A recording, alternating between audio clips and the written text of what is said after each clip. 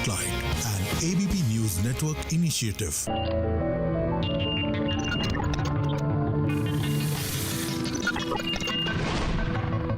नमस्कार, माझा डॉक्टर कार्यक्रमात मी डॉक्टर महेश चिटणीस सर्व प्रेक्षकांचं मनपूर्वक स्वागत करतोय. आपल्याच्या कार्यक्रमाचा विषय आहे तो आहे वंध्यत्वावरती असणारे अत्याधुनिक उपचार आणि विषयी चर्चा करण्यासाठी प्रख्यात गायनेकॉलॉजिस्ट आणि इनफर्टिलिटी स्पेशालिस्ट असणारे म्हणजेच स्त्रीरोग आणि वंध्यत्व तज्ज्ञ असणारे डॉक्टर ऋषिकेश पै आपल्याच्या कार्यक्रमात सहभागी झालेत. तर मी आपले सर्व ओळख करून देतोय डॉक्टर ऋषिकेश पै सरांची. नमस्कार. नमस्कार. डॉक्टर ऋषिकेश पै सरांचं व्यक्तिमत्व केवळ आता भारतातच नव्हे तर आंतरराष्ट्रीय स्तरावरती प्रख्यात आहे आणि मला आवर्जून सांगायचं होतं गेली 30 वर्षाहून अधिक काळ ते ह्या क्षेत्रामध्ये कार्यरत आहेत. सध्या ते ब्लूम IVF सेंटरचे डायरेक्टर म्हणून कार्यरत आहेत आणि ब्लूम IVF सेंटर आता महाराष्ट्रात सर्वत्र आपली सेवा देत आहे. विशेष करून मुंबईमध्ये लीलावती हॉस्पिटल या ठिकाणी, त्याचप्रमाणे दादर, ऑपेरा हाऊस आणि DY पाटील हॉस्पिटल या ठिकाणी ब्लूम IVF सेंटर कार्यरत आहेच. पण या व्यतिरिक्त भारतात सर्वत्र ब्लूम IVF सेंटरच्या शाखा आज उपलब्ध आहेत अहोरात्र सेवा देण्यासाठी, खास करून वंध्यत्व पीडित जोडप्यांना. सगळ्यात महत्त्वाचं म्हणजे अत्याधुनिक स्वरूपाचं तंत्रज्ञान हे सर्वसामान्य रुग्णांपर्यंत पोहोचवण्यासाठी अविरत परिश्रम डॉक्टर ऋषिकेश पै सरांनी गेली 30 वर्षाहून अधिक काळ घेतलेले आहेत आणि ह्या अंतर्गतच विशेष करून सर्वसामान्य रुग्णांना, जे खास करून वंध्यत्व पीडित जोडपी आहेत, ज्यांना मूल हवं आहे, बाळ हवं आहे, अपत्यप्राप्तीचा आनंद हवा आहे, ह्यांच्यासाठी मोफत शिबिराचं आयोजन ह्या कार्यक्रमांतर्गत करण्यात आलेलं आहे. आपल्याला फक्त याचा लाभ घेण्यासाठी संपर्कासाठी जे स्क्रीनवरती आपण नंबर बघत आहात ह्यावरती फोन कॉल करायचा आहे. आपल्याला संपूर्णतः मोफत कन्सल्टेशन ह्या अंतर्गत मिळणार आहेच, पण जे खास करून गरीब रुग्ण आहेत त्यांच्यासाठी सवलतीच्या दरामध्ये या ठिकाणी उपचार उपलब्ध करून देण्यात आलेले आहेत. सर, पुन्हा एकदा स्वागत कार्यक्रमामध्ये. सर्वप्रथम वंध्यत्वाविषयी बोलत असताना अर्थातच काय आज वंध्यत्वाची कारण आहेत, कारण वंध्यत्वाचं प्रमाण अचानक आपल्याला वाढलेलं दिसतंय खूप समाजामध्ये, काय सांगता येईल? ही एक मोठी समस्या आहे इंडियामध्ये. आता वेगवेगळ्या कारणामुळे वंध्यत्व होऊ शकतं आणि 50% लोकांमध्ये पुरुषांमध्ये एक प्रॉब्लेम असू शकतो, 40 ते 50% लोकांमध्ये. आणि त्याच्यासाठी फार सिंपल आहे, आपण जर सिमेंट टेस्ट केली तर आपल्याला लगेच करू शकतं की पुरुषामध्ये काय प्रॉब्लेम आहे की नाही. 50% लोकांमध्ये स्त्रीमध्ये प्रॉब्लेम आणण्याची शक्यता असते आणि ते वेगवेगळ्या कारणामुळे असू शकतं. युट्रस म्हणजे गर्भाशयामध्ये काही प्रॉब्लेम असेल, जसं सूज असेल समजा, त्याला ॲडिनोमायसिस म्हणतात, किंवा गाठी असतील त्याला आपण फायब्रॉइड्स म्हणतो, आणि किंवा जी नलिकाय असते ज्याच्यातून अंडी आणि स्पर्म जिथे त्यांचं मिलन होतं तिकडे त्या जर सुजल्या आणि त्यांना इन्फेक्शन झालं तर त्या बंद होतात आणि त्याच्यात पाणी जमा होतं, त्याला हायड्रोसाल्पिंग म्हणतात. आणि कधी कधी अंडकोशामध्ये जे गर्भाशयाचं लायनिंग असतं ते त्याच्यात जमू शकतं आणि ब्लड जमू शकतं, त्याला एंडोमेट्रिओसिस आणि एंडोमेट्रिओमा म्हणतात. आणि हा जो प्रकार आहे त्याच्यामुळे पण खूप लोकांना प्रेग्नन्सी राहत नाही. आपल्या देशामध्ये अजून एक मेजर प्रॉब्लेम आहे, तो म्हणजे गर्भाशयाचा ट्युबरक्युलोसिस. ह्या सर्व कारणांमुळे वंध्यत्वाचं प्रमाण वाढलेलं आहे. अजून एक मेजर प्रॉब्लेम जो आहे तो हार्मोनल प्रॉब्लेम आहे. खूप लोकांना थायरॉइडचा प्रॉब्लेम असू शकतो, हायपोथायरॉइड लोकांना, किंवा काही लोकांना हायपर प्रोलॅक्टिन म्हणजे डोक्यामध्ये एक जागा आहे त्याला पिट्युटरी म्हणतात, त्याच्यातून एक हार्मोन बाहेर पडतो त्याला प्रोलॅक्टिन म्हणतात. तो जर वाढला तरी पण मुलं होत नाहीत. आणि काही लोकांना PCODचा प्रॉब्लेम आहे. आणि अजून 2 फार महत्त्वाचे प्रॉब्लेम्स आहेत. तर ते एक म्हणजे की स्ट्रेस, आणि दुसरं म्हणजे बिगेस्ट प्रॉब्लेम जो इंडियामध्ये आहे तो आहे ओबेसिटी. खूप लोकांमध्ये 10% लोकांमध्ये काहीही प्रॉब्लेम निघत नाही, त्याला अनएक्सप्लेन्ड इन्फर्टिलिटी असं बोललं जातं.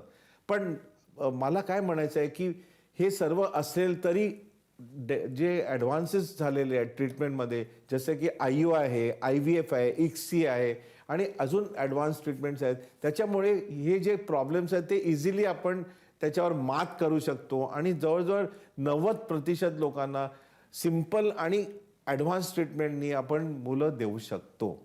त्यामुळे आपल्याला जर का अपत्यप्राप्तीचा आनंद हवा असेल, मूल होण्याचा आनंद हवा असेल, बाळ होण्याचा आनंद हवा असेल तर जरूर आपण कॉल करा पुढील नंबरवरती. जे संपर्कासाठी आपण स्क्रीनवरती बघत आहात हे ब्लूम IVF सेंटरचे हेल्पलाईन नंबर आहेत.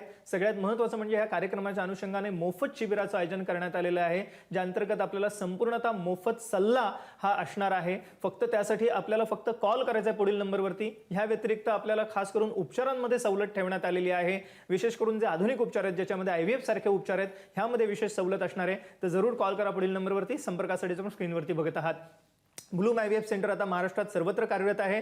मुंबईमध्ये लीलावती, त्याचप्रमाणे Dadar, opera house, DY Patil hospital या व्यतिरिक्त नागपूर या ठिकाणी सुद्धा ब्लूम IVF सेंटर आपली सेवा देत आहे. भारतात इतरही शहरांमध्ये ब्लूम IVF सेंटर आपली सेवा देत आहे, ज्याच्यामध्ये दिल्ली आहे, चंदीगड आहे, गुडगाव आहे किंवा त्याचप्रमाणे इंदौर आहे, लखनौ आहे. विविध शहरांमध्ये ही सेवा मिळणार आहे आपल्याला. तर जरूर कॉल करा पुढील नंबरवर. संपर्कासाठी आपण स्क्रीनवरती बघतात.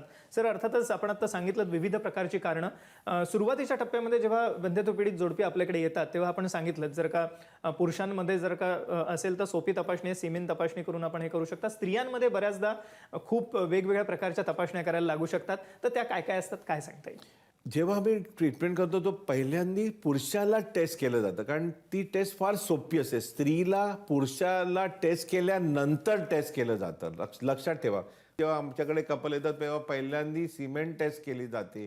समजा सिमेंटमध्ये काउंट कमी आहे तर आम्ही त्यांना मेल स्पेशलिस्टकडे पाठवतो. नॉर्मली मेल स्पेशलिस्ट त्यांच्या तपासणी करतो, बघायला की त्यांना काय सूज आहे का, त्याला म्हणजे ज्या रक्तवाहिन्या असतात टेस्टिसच्या भोवताली त्या सुजल्या, त्याला व्हॅरिकोसिल म्हणतात, ते आहे का बघतात. ते काही इन्फेक्शन आहे का बघतात, टेस्टिसची साईज बरोबर आहे का बघतात, आणि बाकी काय प्रॉब्लेम्स आहे की नाही चेक करतात, आणि ते असतील तर त्यांना ट्रीटमेंट देतात. काही लोकांना मेलमध्ये 0 काउंट असतो, त्याला एझोस्पर्मिया म्हणतात. आणि 2 टाईपचे एझोस्पर्मिया असतात. एक म्हणजे ऑब्स्ट्रक्टिव्ह एझोस्पर्मिया, म्हणजे नलिका जी असते ज्यातून स्पर्म बाहेर येतात ती बंद झालेली असते, त्याला ऑब्स्ट्रक्टिव्ह एझोस्पर्मिया म्हणतात. आणि ह्या कंडिशनमध्ये सर्जरी करून ते जोडता येते नलिका. आणि काही लोकांमध्ये जर जोडता आली नाही तर निडल टाकून स्पर्म बाहेर काढून IVF करून प्रेग्नन्सी देता येते.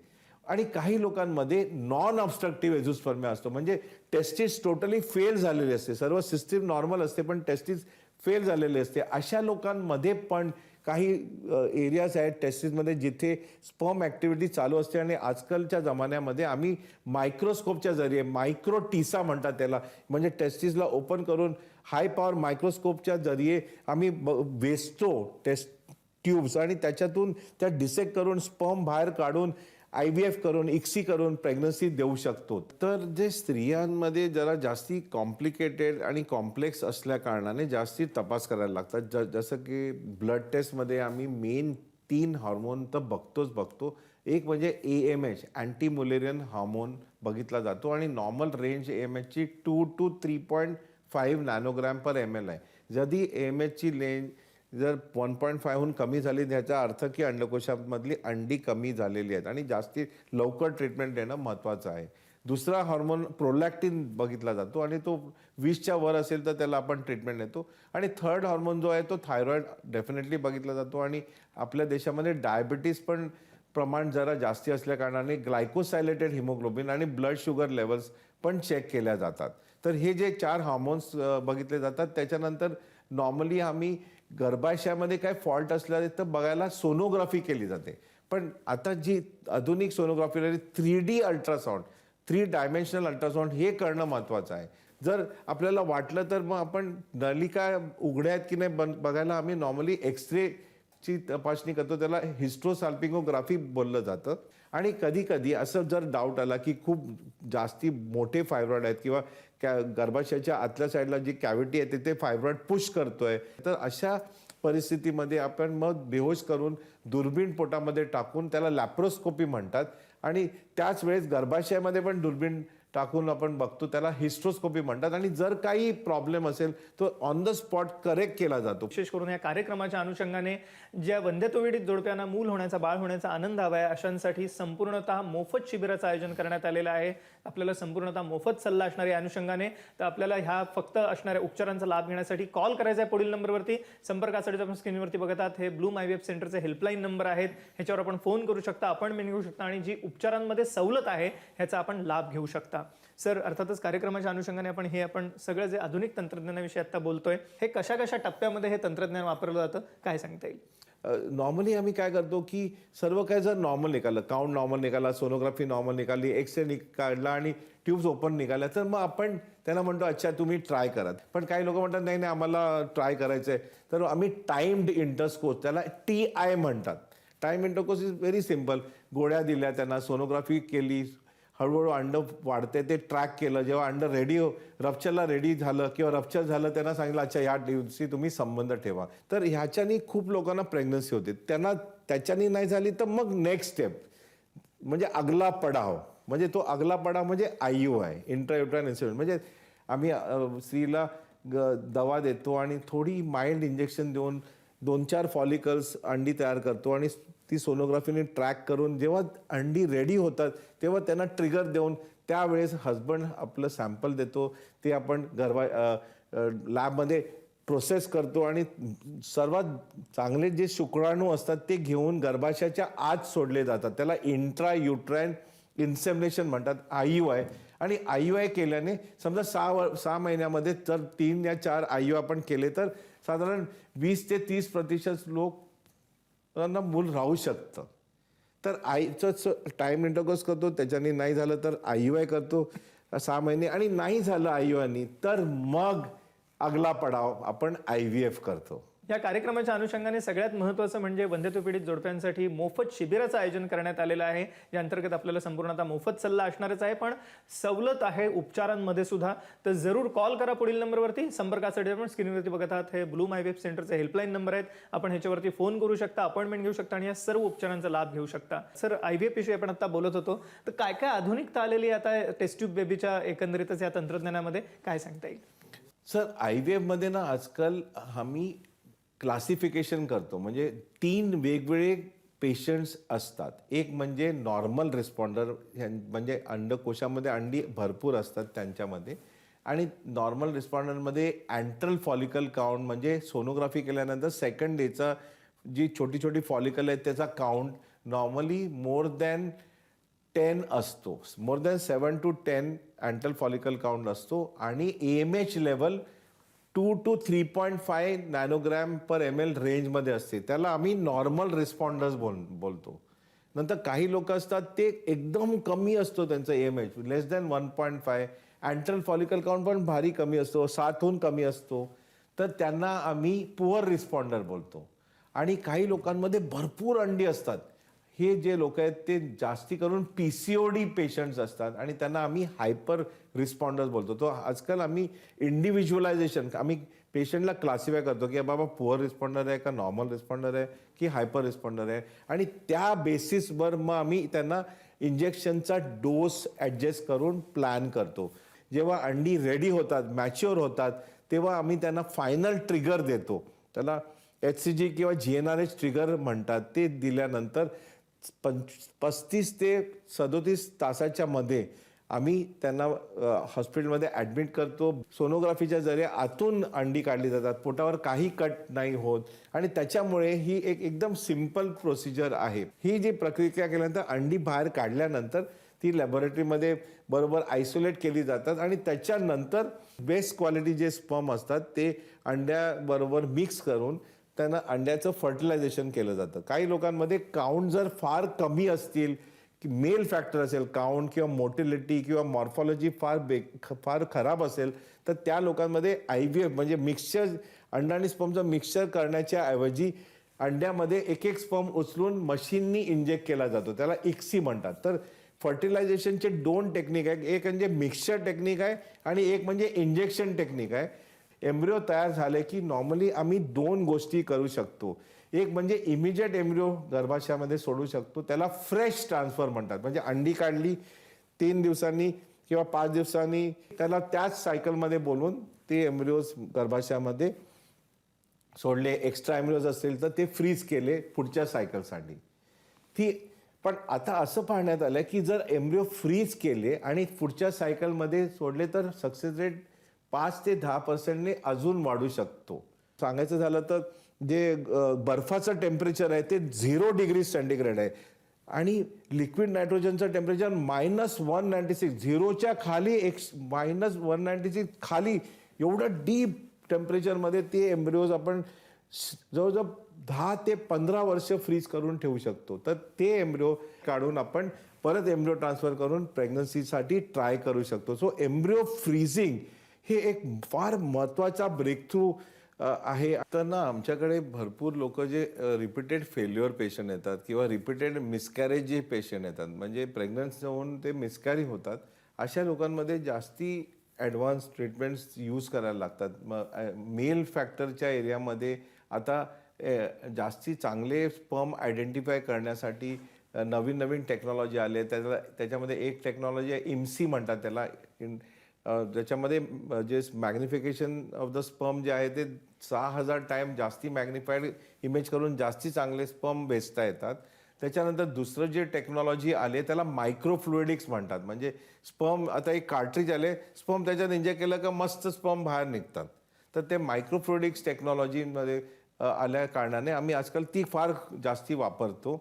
आणि जर नंतर एम्ब्रिओ टेक्नॉलॉजीमध्ये समजा 4-5 एम्ब्रिओ असतील, त्याच्यातला चांगला एम्ब्रिओ कुठला जो आपण इन्सर्ट केला, सर 5च्या 5 एम्ब्रिओ थोडी आपण आत सोडू शकतो. तर 1 किंवा 2 जे चांगले एम्ब्रिओ कसे काय आयडेंटिफाय करायचे त्यांना, तर त्याच्यासाठी आर्टिफिशियल इंटेलिजन्स टेक्नॉलॉजी आली. म्हणजे आपण एम्ब्रिओचा फोटो घेऊन ऑटोमॅटिक तो एक्सपोर्ट करू शकतो सर्व्हरला, आणि सर्व्हर आयडेंटिफाय करून सांगू शकतो की या 5 एम्ब्रिओमधले हा एम्ब्रिओ सर्वात चांगला आहे, हा आत सोडला तर तुम्हाला प्रेग्नन्सीचा चान्स जास्ती राहील. तर एम्ब्रिओ आयडेंटिफिकेशन, नंतर एम्ब्रिओ कल्चरमध्ये एम्ब्रिओस्कोप टेक्नॉलॉजी आली आहे. जास्ती चांगल्या लेवलचं कल्चर आपण करून एम्ब्रिओस्कोपनी, किंवा टेबल टॉप इन्क्युबेटर्स आले आहेत ज्याच्यामध्ये छोटे इन्क्युबेटर्स आले आहेत.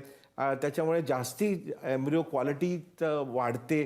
आणि मग एम्ब्रिओ आत सोडायच्या आधी समजा खूप वेळा फेल्युअर झालं असेल तर लेझरनी एम्ब्रिओचं कवर आपण कट करू शकतो. त्याला असिस्टेड लेझर हॅचिंग म्हणतात.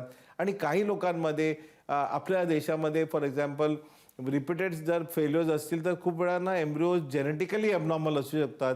तर त्याच्यासाठी म्हणून टेस्टिंग करून नॉर्मल एम्ब्रिओ आपण आत सोडू शकतो. आणि काही लोकांमध्ये आपण एम्ब्रिओ ट्रान्सफर करायच्या आधी गर्भाशयामध्ये काही मेडिसिन सोडू शकतो आणि त्याच्यानी इम्प्लांटेशन रेट इम्प्रूव्ह करू शकतो. तर अलग अलग वेगवेगळे टेक्निक्स आहेत ज्याच्यानी एम्ब्रिओची क्वालिटी आपण वाढवू शकतो आणि त्याचं इम्प्लांटेशन पोटेन्शियल वाढवू शकतो आणि त्याच्यामुळे प्रेग्नन्सी रेटला आपण बढावा देऊ शकतो.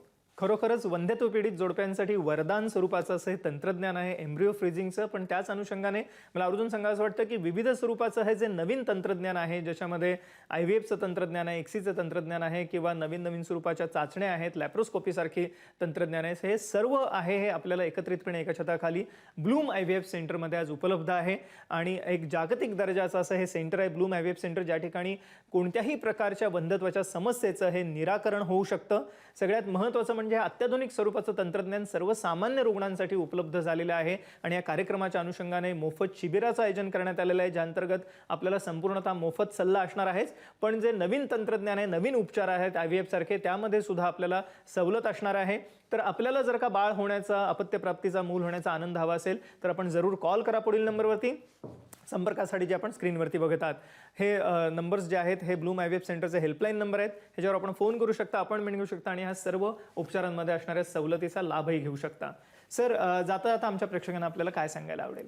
पहिलं म्हणजे की आता आधुनिक ट्रीटमेंट्स अवेलेबल आहेत. कुठल्याही प्रकारचं वंध्यत्व आपण चांगल्या रीतीने जर केलं तर त्याच्यावर आपण मात करू शकतो. That is number 1. नंबर 2 म्हणजे लग्न केलं तर लवकर प्रेग्नन्सीसाठी ट्राय करणं जरुरी आहे. 1-2 वर्ष गॅप करणं इम्पॉर्टंट आहे. त्याच्यानंतर लवकर ट्राय करायला हवं. आणि जर प्रेग्नन्सी राहिली नाही तर डॉक्टरकडे लवकर जाऊन त्याच्यावर ट्रीटमेंट करून रिझल्ट अचीव करणं महत्त्वाचं आहे. एक मोलाचा संदेश दिला आपल्याला आता डॉक्टर ऋषिकेश पै सरांनी, जे 30 वर्षाहून अधिक काळ या क्षेत्रामध्ये कार्यरत आहेत. आणि मला आवर्जून सांगावंसं वाटतं की सर्व प्रकारच्या वंध्यत्व पीडित जोडप्यांना आज ट्रीटमेंट उपलब्ध आहे, उपचार उपलब्ध आहेत. कोणत्याही प्रकारची वंध्यत्वाची समस्या असो त्याचं निराकरण शक्य आहे. तर आपल्याला जर का मूल होण्याचा, अपत्यप्राप्तीचा, बाळ होण्याचा आनंद हवा असेल तर जरूर आपण कॉल करा पुढील नंबरवरती. संपर्कासाठी आपण स्क्रीनवरती बघत आहात हे ब्लूम IVF सेंटरचे हेल्पलाईन नंबर आहेत. ह्याच्यावर आपण फोन करू शकता, अपॉइंटमेंट घेऊ शकता आणि या सर्व उपचारांचा लाभ घेऊ शकता. सगळ्यात महत्त्वाचं म्हणजे पुन्हा एकदा प्रेक्षकांसाठी नम्र निवेदन, आपल्या कार्यक्रमाच्या अनुषंगाने ब्लूम IVF सेंटरद्वारे मोफत शिबिराचं आयोजन करण्यात आलेलं आहे वंध्यत्व पीडित जोडप्यांसाठी.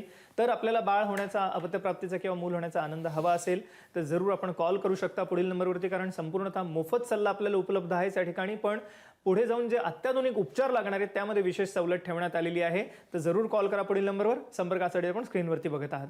सर, आपण आमच्या कार्यक्रमात सहभागी झालात आणि अमूल्य मार्गदर्शनाचा प्रश्न केलं त्याबद्दल मनपूर्वक आभार. धन्यवाद. धन्यवाद.